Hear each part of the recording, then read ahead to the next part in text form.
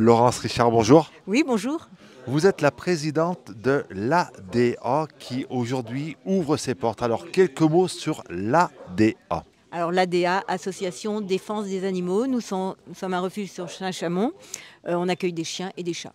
Donc bien sûr en vue de l'adoption. Donc on recueille des chiens ou des chats que les gens abandonnent ou des chiens qui ont été trouvés, dont les maîtres n'ont pas été retrouvés, qui viennent de la fourrière. Et pareil pour les chats. Sauf que pour les chats, c'est exclusivement des chats qui viennent de fourrière parce qu'on en a tellement qu'on ne prend pas des chats à l'adoption, de chats abandonnés. Une association qui a quelques années maintenant, une des plus vieilles associations, de la région. Alors de la région, je ne sais pas, mais on est là depuis 89. Donc ça, on a plus de 30 ans, effectivement. On le voit derrière nous, donc des box, des chiens. Combien de box, combien de chiens? On a 9 box et 10 chiens, puisqu'on a un espace extérieur où on peut mettre un 10e chien. Alors 9 box, c'est pas beaucoup, on aimerait pouvoir faire plus, surtout que la rotation est assez faible, nos chiens sont difficilement adoptés, ils sont extrêmement gentils, mais ils sont un peu gros, c'est des mâles, parfois ils ont un peu d'âge, des petits problèmes de santé, et donc c'est parfois difficile à les faire adopter, alors qu'ils sont vraiment très chouettes. Là, on l'a vu, on le voit sur ces images, beaucoup de gros chiens. La mode, c'est aux petits chiens, c'est des chiens d'appartement. Oui, les gens recherchent surtout des petits chiens. Alors des femelles, je ne sais pas pourquoi, mais on nous demande des femelles, on n'a que des mâles. Et des petits chiens, parce que je pense que dans la vie d'aujourd'hui qui est un peu difficile, les gens pensent que c'est plus facilement gérable. Quelque part, que ce soit un petit chien ou un gros chien, il faut lui apporter la même attention, les mêmes sorties. Ça ne change pas grand-chose, mais dans l'esprit des gens, ça change.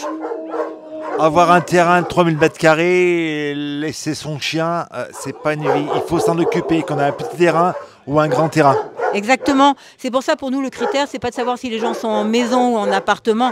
Un maître qui est en appartement, mais qui sort son chien beaucoup, qui fait du sport, qui fait des grandes randonnées, eh ben, c'est préférable à un maître qui a une maison avec un grand terrain et qui laisse son chien dans le terrain sans s'en occuper. Et le chien, il a besoin que son maître s'en occupe, qu'il y ait de l'interaction, qu'il y ait de la sortie avec son maître. Donc voilà, c'est plus le mode de vie, le comportement du maître qui est important, plutôt que son lieu de vie. On disait 9 box, 10 chiens et beaucoup de chats. Combien de chats présents ici sur l'association? On doit en avoir à peu près, si je ne vous dis pas de bêtises, une quarantaine, mais à vérifier avec les bénévoles chats. Les chats, il y en a de plus en plus, ça prolifère de plus en plus parce que les gens les abandonnent dans la rue, les font pas stériliser. C'est le gros problème, les chats. Le problème de la stérilisation des chats, c'est un gros problème. Oui, il y en a dans les rues, il y en a plein. Les gens, oui, effectivement, les lâchent dans la rue sans s'en occuper. Ils pensent qu'un chat se débrouille, c'est pas vrai. Un chat ne se débrouille pas si facilement que ça, surtout s'il a été en maison avant. Et puis le gros problème, c'est la non-stérilisation.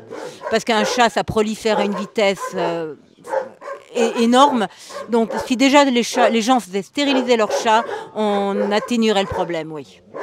Vous êtes situé à la sortie de Saint-Chamond. Comment on peut situer le refuge? C'est en dehors de Saint-Chamond, c'est vers la piscine, c'est après la piscine, voilà. En gros. C'est vers la piscine à vagues, vers Notre-Dame de l'Ermitage, puisqu'on a Notre-Dame de l'Ermitage au bout du chemin. On est sur la route qui mène à la Valangier. Donc on est côté sortie de Saint-Chamond, mais oui, vers la piscine à vagues, c'est le bon point de repère et Notre-Dame de l'Ermitage, si on veut nous trouver. Comment vit l'ADA? L'ADA, c'est comme tout refuge, il y a besoin de moyens. Il y a besoin de nourrir les chiens, de les soigner, peut-être les éduquer aussi un petit peu. On le voit, les locaux sont pas très grands, mais par contre, ils sont en excellent état. Donc tout ça, il y a un coût. Alors déjà, ils sont en excellent état. Alors on est logé par la mairie. Quand on a des travaux à faire, ils nous font tout de suite. Ils ont la gentillesse d'être assez réactifs. C'est en bon état et c'est propre parce qu'on a des bénévoles merveilleux qui s'investissent à 100%, qui nettoient, qui sont toujours présents quand on a besoin. Et après, on a besoin d'argent, hélas, parce qu'on soigne nos animaux, que les frais vétérinaires sont très forts aujourd'hui. Une moindre visite, un moindre examen complémentaire et on arrive tout de suite à des sommes très importantes. Donc oui, c'est pour ça qu'on a l'impression de toujours pleurer de l'argent. C'est parce que le coût de la vie est cher. Après, on a des aides de 30 millions d'amis, la Fondation Brigitte Bardot, des subventions de la mairie. Donc on est aidé, certes, mais les coûts de fonctionnement sont tellement importants qu'on est toujours limite et qu'on est toujours à la recherche. C'est pour ça qu'on fait des portes ouvertes pour présenter nos chiens, vendre des choses, qu'on essaye de faire des manifestations pour récolter de l'argent. Après, ce qui est sympa, c'est qu'on a souvent des groupes d'étudiants qui ont des projets et donc qui nous sollicitent. Là, récemment, aujourd'hui, il y a une jeune fille qui est venue nous voir et qui, avec sa formation, ils doivent présenter un projet. Ils vont organiser au mois de mars, avril, une marche et les dossards seront vendus et au bénéfice de l'ADA. Donc on a pas mal de manifestations comme ça, de jeunes qui s'investissent et c'est super, quoi, parce qu'on n'est pas seul. Et puis, les entreprises qui vous donnent des croquettes, des fabricants de croquettes, ça aussi, c'est une manière de vous aider. Exactement, on peut nous aider sur la nourriture, on peut nous aider sur les vermifuges, les antiparasitaires, ce genre de choses. Alors au niveau croquettes, on a pas mal de dons, on a pas mal de choses et on est en train de regarder pour solliciter aussi des fournisseurs, avoir directement des croquettes. Donc ça, on arrive pas mal à se débrouiller là-dessus. C'est plus, notre gros souci, c'est plus les frais vétérinaires. Parce que là, c'est de l'argent qu'il faut. Donc c'est le nœud de la guerre. C'est le nerf de la guerre pour toute association. Et puis là, on le voit, aujourd'hui on est bien, mais le froid arrive, le mauvais temps arrive. Il faut venir voir ces chiens, adopter ces chiens le plus rapidement possible. Mais j'ai envie de dire, le refuge, toute l'année, il est plein. Ah oui, de toute façon, dès qu'un box de chiens est vide, on prend notre liste d'attente et on se dit, bon, lequel on va prendre, lequel a plus de chances d'être adopté rapidement, lequel a plus de potentiel, oui, pour être adopté, il n'a pas de problème. On essaye de ne pas prendre des chiens dangereux, pas de chiens mordeurs, parce que là, ils ne seront pas adoptés. Nos bénévoles aussi, ça leur pose problème. Donc oui, la liste, on pourrait toute l'année remplir, on aurait 10 box, 20 box, 30 box, on remplit, hein.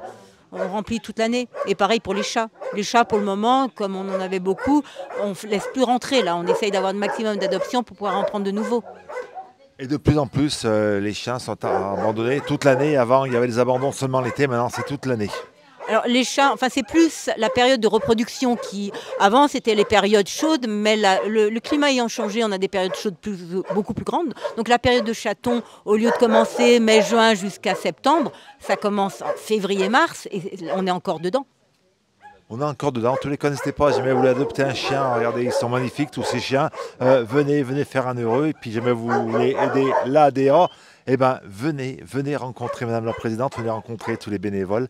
Et on vous souhaite bonne chance. Et puis on va continuer à vous suivre. Merci beaucoup. C'est moi qui vous remercie. Au revoir.